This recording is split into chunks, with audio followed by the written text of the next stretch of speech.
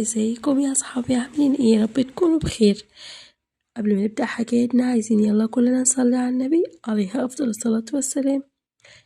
بطلة حكايتنا اسمها جميلة، وهي جميلة جدا زي اسمها. عندها 16 سنة في ثانوية، رقيقة جدا لكن ملامحها دايما حزينة. شعرها أسود طويل وعيونها واسعة وعسلية. جميلة قاعدة على السرير وبتعيط. مامتها حياة دخلت عليها وبتقول لمامتها خلاص هتبعوني. مامتها حياة ست جشعة جدا، مبيهمهاش غير الفلوس، وقلبها قاسي جدا على بنتها. حياة بترد عليها بقسوة وبتقولها هو معنى انك تتجوزي يبقى بنبيعك؟ جميلة بترد عليها بكسرة النفس بتقولها بس انا لسه صغيرة. حياة بتقولها صغيرة مين؟ انت عندك 16 سنة، خلاص يعني بقيتي واعية. دي بقى تعب الأعصاب ده وتعب القلب ده. طيب وتعليمي؟ تنسي يا اختي، انتي خلاص هتبقى في عصمة راجل، يعني تشوفي جوزك وبيتك وبس. يعني اللي اتعلموا خدوا ايه يا اختي بلا نيلة؟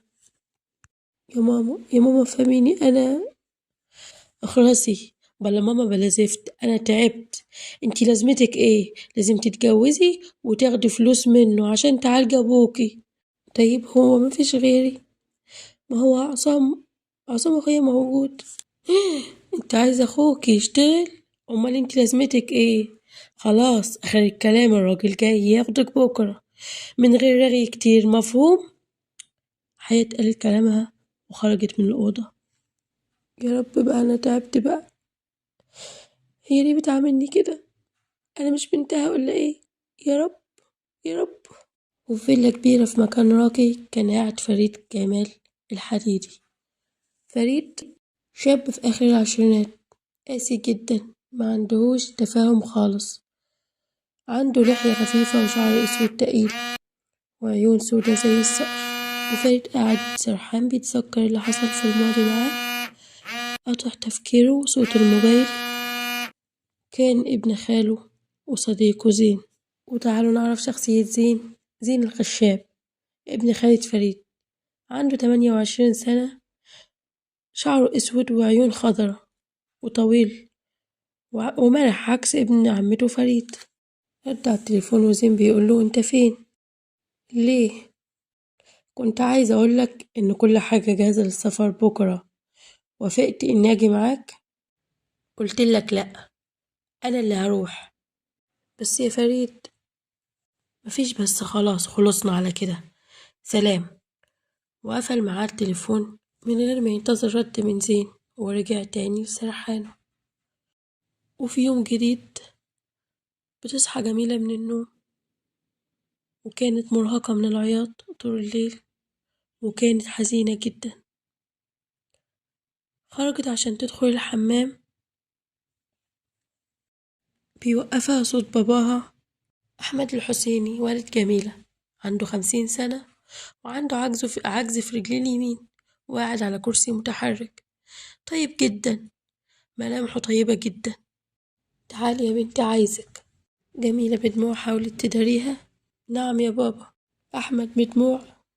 أنا آسف يا حبيبتي، مش في إيدي حاجة والله. كان نفسي أكون بصحتي، وما كنتش هسمح بده كله يحصل أبدا. جميلة حضنت أبوها بدموع. خلاص يا بابا، ما تقولش كده، اللي ربنا عايزه هيكون، المهم صحتك. صحتي هتفضل تعبانة طول ما أنا خايف عليكي كده.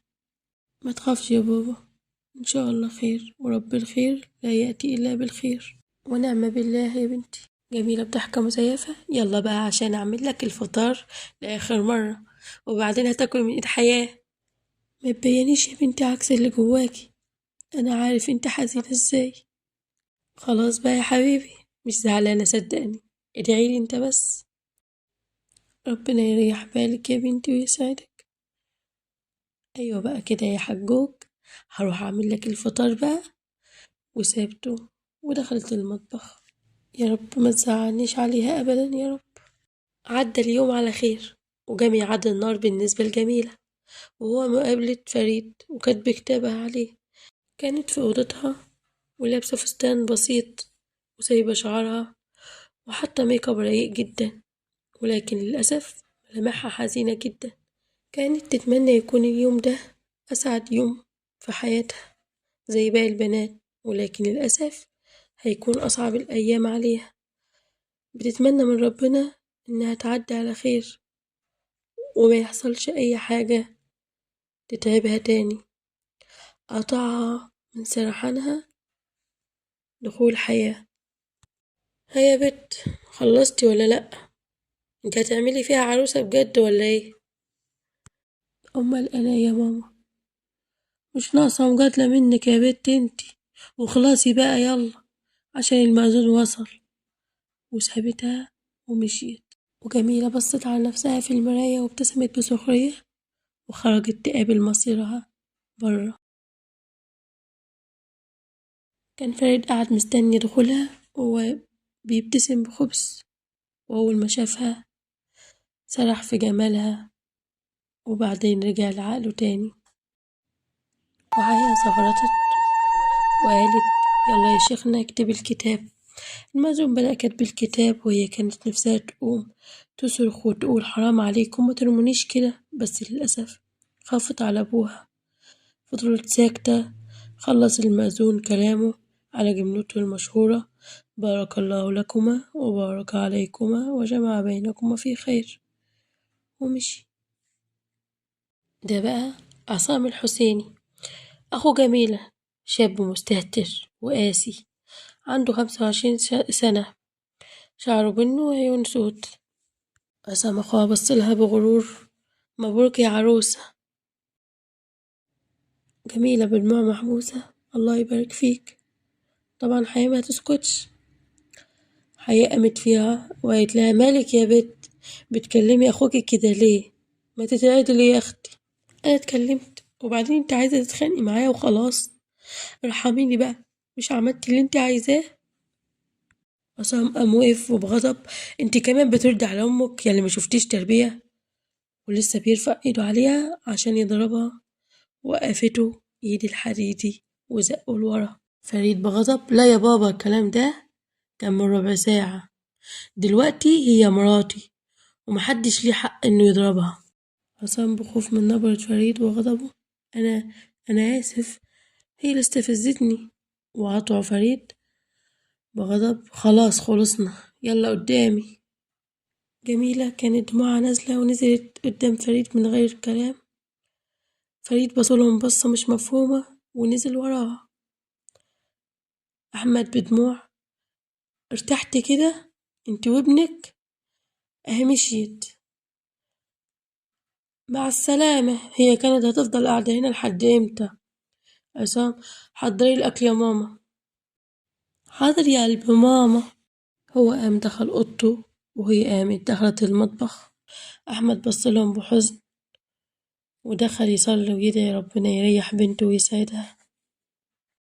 في العربية عند فريد كانت جميلة دموعها بتنزل بصمت، وهو كان ملامحه باردة خالية من أي تعابير. قطع الصمت موبايل فريد رد عليه وكان زين. هيا كبير عملت ايه؟ فريد بسخرية في ايه؟ انت هتستعبط ياض في الجوازة الغريبة دي؟ تمام تمام. زين بخبث شكلك مش فاضي دلوقتي، هكلمك وقت تاني. غور يلا عشان مش ناقصك سلام. وقفل معاه وبص بطرف عينه على جميلة الحزينة ودموعها نازلة. فريد ببرود مش هتبطلي عياط بقى؟ ما خلاص خلصنا. جميلة مردتش عليه وكانت مستمرة في العياط. فريد وقف العربية بعصبية واتكلم لا يرحمك، الشغل ده ما ينفعنيش.